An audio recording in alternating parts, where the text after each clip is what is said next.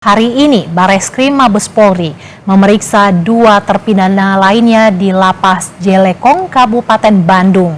Pemeriksaan dilakukan terkait laporan dugaan pemberian keterangan palsu Aep dan Dede yang dilayangkan oleh 7 terpidana melalui kuasa hukumnya ke Mabes Polri. Awal Juli lalu, pemeriksaan dijadwalkan untuk dilakukan pada pukul 10 waktu Indonesia Barat. Ini menjadi hari kedua pemeriksaan penyidik Bareskrim terhadap para terpidana. Dalam pemeriksaan ini, saudara, para terpidana diperiksa sebagai saksi pelapor.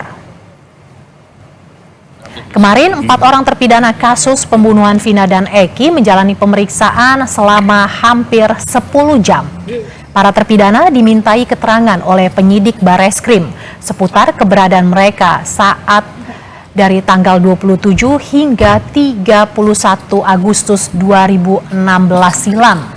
Usai pemeriksaan, penyidik Bareskrim langsung meninggalkan rutan Kebonwaru dengan membawa sejumlah berkas. Penyidik menyebut masih akan melakukan pendalaman dari hasil pemeriksaan para terpidana.